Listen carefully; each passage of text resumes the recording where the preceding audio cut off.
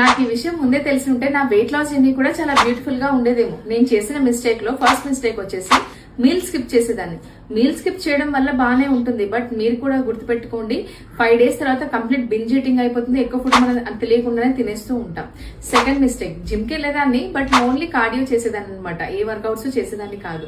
So గుర్తుపెట్టుకోండి, only cardio వల్ల మనకు వెయిట్ లాస్ అవ్వదు. క్యాలరీ బర్నింగ్ ఉంటుందేమో, కానీ స్ట్రెంత్ ట్రైనింగ్ వర్కౌట్స్ ఇంక్లూడ్ చేయడం వల్ల ఓవరాల్ మెటబాలిజం ఇంప్రూవ్ అవుతుంది, క్యాలరీ బర్నింగ్ కూడా ఉంటుంది, వెయిట్ లాస్ కి హెల్ప్ అవుతుంది. థర్డ్ మిస్టేక్ వచ్చేసి డైలీ వెయిట్ చెక్ చేసుకునేదాన్ని.